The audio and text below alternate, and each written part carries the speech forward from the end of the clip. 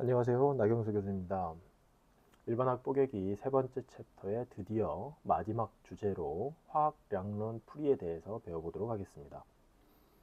자, 제가 부제목으로 이렇게 적었죠. 균형 맞추고 몰로 풀기.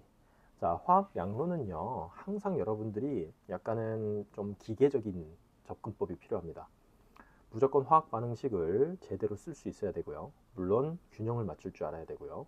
그 다음에 화학량론과 관련된 여러 문제 속에 주어져 있는 양에 대한 단위들을 무조건 몰로 바꾸고 시작하십시오. 자, 그러면 이 화학 반응이 좀 더 쉽게 풀어집니다. 자, 오늘 수업 시간에는요, 반응에서 생성물이 얼마나 만들어질까? 반응이 진행되기 위해서 반응물은 얼마나 필요할까? 그리고 우리가 주어져 있는 반응물 중에서 반응이 끝난 다음에는 어떠한 반응물이 얼마나 남을까? 자, 이번 수업 시간에는 이러한 궁금증을 여러 사례와 함께 예제를 통해 풀어가면서 학습하도록 하겠습니다. 자, 간단하게 오늘 수업 시간에 이제 이용하게 될 개념들을 간단하게 정리를 해보도록 하겠습니다. 자, 첫 번째는요, 한계 반응물이라는 개념이 있는데요. 한계 시약이라고도 합니다. 자, 반응이 완전히 진행될 때 먼저 소모되는 반응물을 의미합니다. 자, 먼저 소모되는 반응물이고 한계를 가지고 있는 반응물이라고 해서 영어로는 보통 이제 limiting reactant, 자, 반응물이니까 리액턴트죠. 또는 종종 reagent라는 용어도 반응물이라는 리액턴트 단어와 혼용해서 사용이 됩니다. 자, 한계 반응물은요, 반응에서 얻어지는 생성물의 양을 결정하는 결정인자입니다. 자, 한계 반응물과 여러분들이 이제 이 반응물을 파악하기 전에 화학 반응식, 균형이 맞춰지는 화학 반응식이 주어져 있다면 여러분들은 이론적으로 얻어낼 수 있는 생성물의 양을 알아낼 수 있습니다. 자, 이론적으로 얻어낼 수 있는 생성물의 양을 바로 이론적 수득량이라고 합니다. 자, 영어로는 theoretical yield라고 하고요. 종종 단위로는요, 그램 단위를 쓰기도 하고요, 몰 단위로 쓰기도 합니다. 자, 그램과 몰은 서로 상호 전환이 가능하죠. 자, 한계 반응물에 대한 개념은 이 정도로 배우면 되겠고요. 과잉 반응물에 대해서 배워보겠습니다. 자, 과잉 반응물은 뭐죠? 단어 속에 뜻이 있습니다. 말 그대로 반응이, 그러니까 화학 반응이 완전히 종결된 이후에도 여전히 남아있는 반응물입니다. 즉, 넘쳐나는 반응물이라는 뜻이죠. 따라서 영어로는 excess reactant 또는 조금 전에 이야기했듯이 reagent라고 표현이 가능합니다. 자, 한계 반응물과 과잉 반응물을 판단을 하기 위해서는요, 역시 여기서도 균형 맞춘 화학 반응식, 즉 제대로 이제 완성이 되어 있는 화학 반응식이 필요합니다. 자, 균형 맞춘 화학 반응식에 대한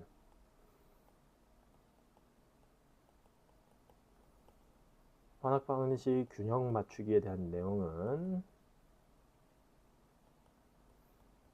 직전 수업 시간에 배워보았습니다.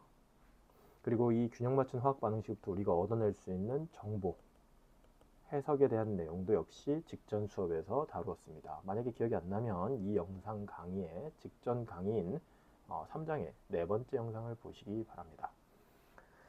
자, 본론으로 다시 돌아와서요. 균형 맞춘 화학 반응식이 있는 상태에서 주어진 반응물의 양을 몰로 변환하고 화학 반응식을 토대로 반응을 해석하면 됩니다. 역시 여기서도 무조건 몰로 바꾸고 보셔야 됩니다. 자, 한계 반응물을 찾아내면요, 한계 반응물의 몰수로부터 생성될 수 있는 생성물의 몰수를 화학 반응식을 통해서 알아내고 이로부터 한계 반응물을 알아내면 이거의 몰수가 나오고요. 그리고 이로부터 생성물의 양, 몰수가 나옵니다. 즉, 뭘 통해서 가죠? 이 사이에 반응식이 들어갑니다. 화학 반응식이에요. 자, 그리고 이로부터 생성물의 몰이 나오면 생성물의 이제 그 분자량을 적용하면 그램 단위의 이론적 수득량이 얻어지겠습니다. 자, 그런데요, 우리가 이제 실제로 이 화학 반응을 실제 실험을 통해서 진행을 한다고 하면 실제로 얻어지는 생성물의 양은 보통의 경우에는 이론적 수득량보다는 작습니다. 실제로는 적게 얻어집니다. 자, 실험 과정에서 생성물을 얻어내는 과정에 손실이 있을 수도 있기 때문에 실제 얻어지는 양은 이론적 수득량보다 적게 되는데, 이때 실제 얻어진 양을 이론적 수득량으로 나누고 100을 곱한 값이 바로 퍼센트 수득률입니다. 자, 퍼센트 수득률을 이제 굳이 식으로 정리하자면요, 이론적 수득량, 이론적 수득량을 구하는 방법은 조금 전에 이야기했죠. 보통 이제 그램 단위로 이야기를 한다고 했는데, 이것분에 실제로 얻어진 실제 수득량, 실험을 통해서 뭔가 손실이 있더라도 얻어냈던 실제 양, 실제 수득량이 있고요. 얘를 그램 단위로 나누어서 곱하기 100분율을 적용해주면 이게 바로 퍼센트 수득률입니다. 자, 종종 퍼센트 수득률이라고도 하고 뭐 수득 100분율이라고도 합니다. 영어로는 퍼센트 일드인데요. 어딘가에는 퍼센트 수득률, 어딘가에는 수득 100분율이라고 표시되어 있기도 합니다. 동일한 뜻입니다. 자, 예를 들어서요, 실제로 수득했던 프로덕트의 양이 8.0g이고 사실 이론적으로는 10.0g이 얻어져야 되는 물질이었다고 합시다. 그러면 이론적 수득량이 10.0g이고요. 실제 수득량이 8.0g이기 때문에 100을 곱하면 80%. 자, 단위는 80%로 남죠. 80%가 바로 퍼센트 수득률입니다. 만약에요, 퍼센트 수득률이 100보다 크게 나오면 어떤 상황일까요? 자, 통상적으로는 실험이나 계산에 오류가 있을 가능성이 매우 높기 때문에 다시 검토해 보셔야 됩니다. 자, 지금부터는요, 본격적으로 지금까지 배웠던 개념들을 모두 종합해서 화학량론 기초 문제 풀이를 반복해서 해보도록 하겠습니다. 제가 여기에 뭐라고 적어놨죠? 화학량론 풀이의 시작은 균형 맞춤 반응식을 적는 것부터, 그리고 모든 양의 단위는 몰로 바꾸고 시작하기. 자, 아까 제가 서두에 이 강의 제목을 뭐라고 했죠? 균형 맞추고 몰로 풀기라고 했습니다. 자, 이런 식으로 접근하면 돼요. 자, 여기서 한번 예제를 통해서 한번 연습해 봅시다. 하버보시에 대한 프로세스에 대한 이야기가 나와 있는데요. 참고로 하버보시 프로세스는 지금으로부터 대략 110년 전 정도 되겠네요. 1913년에서 1914년 뭐 그 정도였던 것 같은데, 하버와 그 보시라고 하는 두 명의 독일 과학자가 개발해낸 암모니아를 합성해내는 방법입니다. 참고로 이 두 분은 노벨상을 받으셨습니다. 자, 하이드로젠 가스와 나이트로젠 가스가 반응해서 암모니아를 형성한다고 합니다. 자, 이렇게 문장이 주어지면은 바로 그 화학 반응식을 만들 수 있어야 돼요. 질소 가스가 있고요. 그 다음에 H2 가스가 있습니다. 근데 뭘 만들어요? 암모니아를 만들어야 합니다. 자, 암모니아는 참고로 NH3입니다. 여러분들 암모니아 NH3 분자식 그냥 외우고 있는 게 맞습니다. 가스. 자, 됐죠? 자, 이 상태에서 이제 균형을 맞추면 바로 암산이 되죠? 이렇게 나오겠네요. 이게 균형 맞춘 화학 반응식입니다. 자, 이 상태에서 문제를 봅시다. How many kilograms hydrogen is necessary to react 2.00 2.00 kg of nitrogen? 네. 2.0kg의, 그러니까 2kg의 나이트로젠이 완전히 반응하기 위해서는 하이드로젠이 얼마나 필요하냐라고 물어봤습니다. 고민하지 마세요. 양으로 나온 단위는 무조건 몰로 바꾸고 시작한다. 다시 말하면 N2 2.00kg이죠. 2.00kg이니까 그대로 천천히 풀어볼게요. 1kg은 1000g입니다. 맞죠? 그 다음에 분자량으로 나누면 28.02g/몰인데요. 얘로 나누면 필요 없는 단위들 삭제. 자, 됐죠? 그러면 몰수로 답이 나옵니다. 맞죠? 계산값을 제가 가지고 오면 71.4몰이 되겠습니다. 자, 그런데 N2가 71.4몰이 있으면, 자, 필요한 하이드로젠은 얼마 있어야 될까요? 자, 반응식을 들여다보세요. N2와 하이드로젠은 1대 3으로 반응을 합니다. 즉 N2가 71.4몰이 있다면 하이드로젠은 곱하기 3인 얼마죠? 214몰이 되겠네요. 됐죠? 214몰의 하이드로젠이 필요합니다. 자, 문제 다 풀었어요. 그리고 여기서 좀 더 나아가 볼까요? 하이드로젠 몇 킬로그램 필요하냐고 물어봤으니까 하이드로젠을 적어 보면서 풀어보면 214몰, 사실 여기 유 숫자 때문에 점을 여기다 찍은 겁니다. 몰 곱하기 수소의 분자량인 2.016g/몰을 곱하면 다 계산하면 0.432, 자, 제가 바로 암산해서 여기 정리하고 있는 겁니다. 킬로그램이 되겠습니다. 자, 수소는 이만큼이 필요하다는 거죠. 이해되셨죠? 자, 그리고 이제 다음 문제는 뭐예요? How many kilograms of ammonia could be produced죠? 이 반응을 통해서 암모니아는 얼마가 만들어지겠느냐? 자, 암모니아는요, 여기서 보시면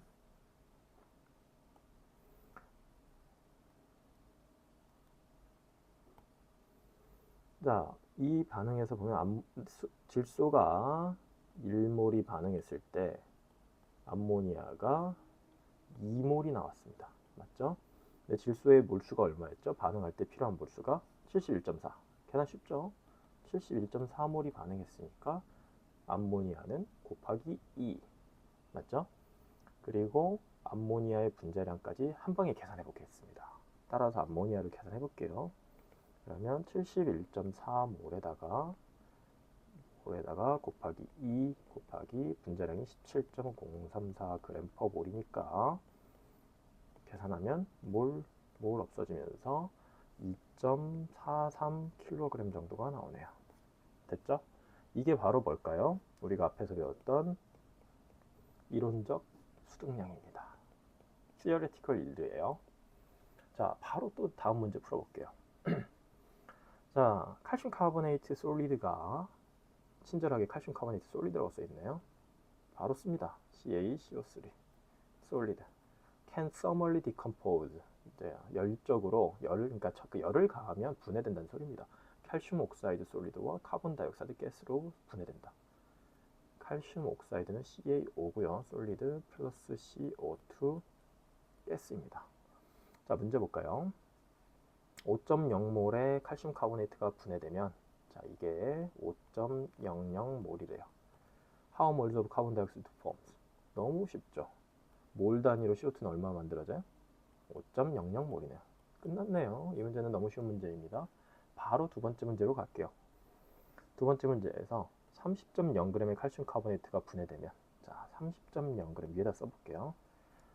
How much amount of carbon dioxide forms? 자, 그램으로 CO2가 얼마나 만들어지냐를 물어보고 있습니다. 자, 30.0g 넣었으니까 바로 뭐 해야 돼요? 바로 몰로 바꿔야 됩니다. 자, 30.0g 나누기 칼슘 카보네이트의 몰수가 대략 100.09g/몰인데, 자, 그램 없어지면 대략 0.300몰 정도 됩니다. 0.299 이 정도 될 거예요. 자, 이걸 기준으로 보면 CO2는 얼마 만들어져요? 역시 이거랑 동일한 1대1이죠. 그렇죠? 반응식을 보는 겁니다. 반응식을 보시면 1대1이에요. 따라서 여기에다가 0.3으로 할게요. 0.300몰 곱하기 CO2의 분자량이 44.01g/몰입니다. 그러면 계산하면 몰 없어지면서 13.2g 정도가 나옵니다. 자, 이해되셨죠? 카본 다이옥사이드는 13.2g이 생성될 수 있고, 이게 바로 다시 얘기하면 이론적 수득량입니다. 다음 문제 바로 풀어볼게요. 지금 하는 건요, 결과적으로 여러분들이 계속 연습을 통해서, 반복적으로 연습을 통해서 문제에 익숙해지는 것입니다. 자, 앞서 했던 하버보시 프로세스 반응에 대한 이야기입니다. 자, 문제를 보면요, 문제 바로 들어갈게요. 이 문제에 대한 그 화학 반응식을 바로 쉽게 적어보도록 하겠습니다. N2 가스 플러스 3H2 가스가 반응해서 2NH3 가스가 만들어지는 반응인데요. 자, 여기 보면 얼마나 많은 암모니아가 생성될 수 있냐. 자, 근데 언제? 15kg의 나이트로젠 가스와 3kg의 하이드로젠 가스가 반응했을 때라고 조건이 있습니다. 자, N2가 지금 15kg이고요. 수소가 자, 이 숫자까지 정확히 잡겠습니다. 15.0kg이고 수소가 3.00kg입니다. 자, 이로부터 암모니아 몇 kg이나 만들어낼 수 있겠느냐라는 거예요. 예상을 해보라는 겁니다. 자, 이 바로 이론적 수득량에 대한 문제인데 고민할 것도 없어요. 일단은 기계적으로 나온 양의 단위, 자, 양을 의미하는 단위를 모두 몰로 바꾸고 시작한다. 자, 그러면 N2는요 15.0kg이니까 킬로그램을 그램으로 바꿉시다.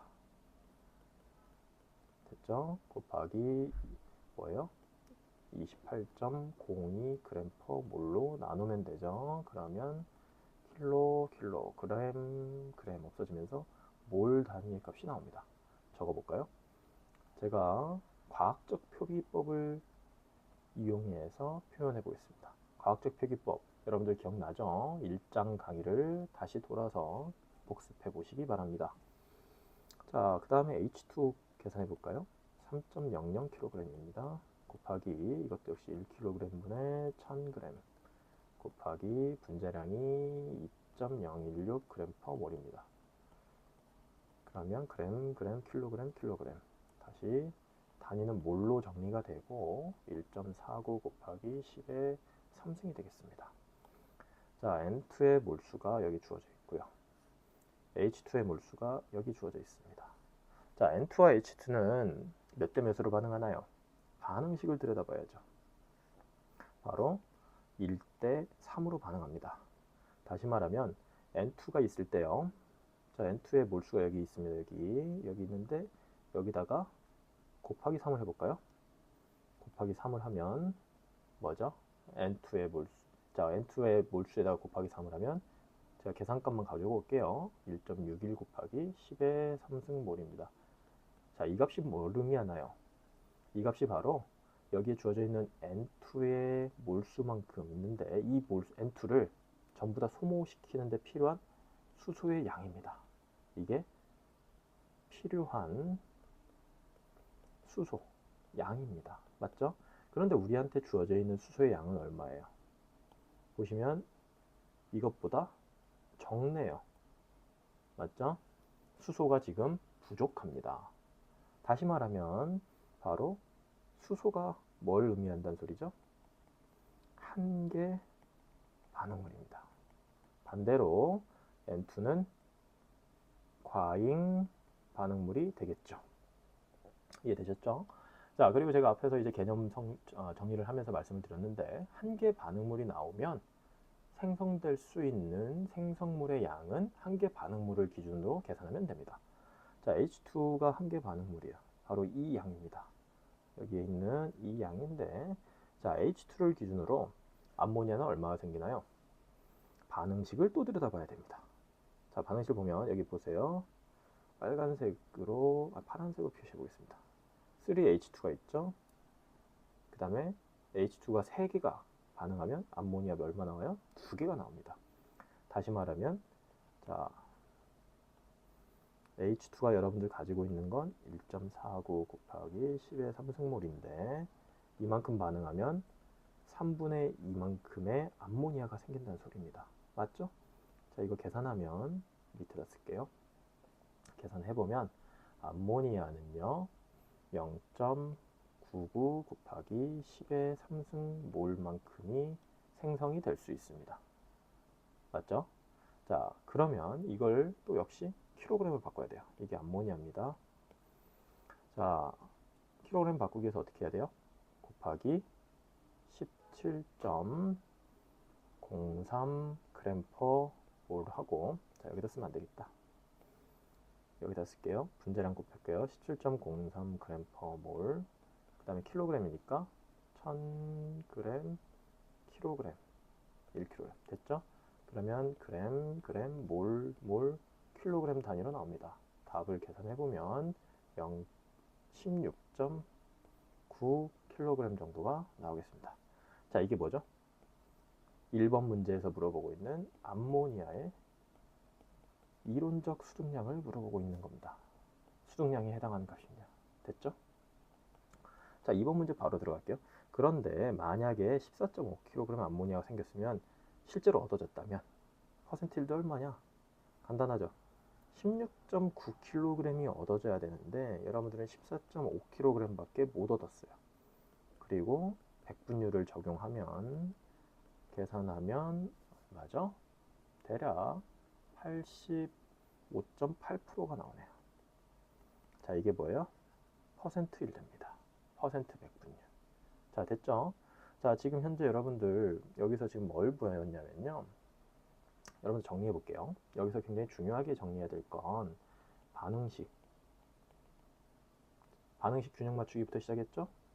그 다음에 뭐 했죠? 몰비 해석입니다. 반응식을 보고 해석한 겁니다. 그 다음에 양을 모두 몰로 바꾸었고요. 그 다음에 뭐예요? 한계와 한계 반응물과 과잉 반응물을 구분해냈어요. 그리고 이로부터 한계 반응물이 나오면 이론적 수득량이 나와요. 그 다음에 퍼센트 수율까지 갔습니다. 됐죠? 자, 이 순서, 이 흐름 여러분들 익숙해지시기 바랍니다. 화학양론은 3장에서 처음 나오지만 여러분들 뒤에서 모든 챕터에서 계속 다루게 될 내용이기 때문에 기초를 탄탄히 하시기 바랍니다. 자, 마지막 문제로 하나만 더 풀어보도록 하겠습니다. 자, 일단 제가 계속 강조하지만 문장을 통해서 여러분들은 화학 반응식을 적을 줄 알아야 됩니다. 여기 보면 문장을 한번 볼게요. 메탄올이 있고요. Can be produced by reaction between carbon monoxide gas and hydrogen gas로 써 있습니다. 메탄올은 CH3OH입니다. 분자식이. 근데 CO, 카본 모녹사이드는 CO고요. 하이드로젠 가스는 H2죠. 이 둘이 반응해서 만들어질 수가 있는데 그대로 반응식을 적어보면요. CO 가스고요.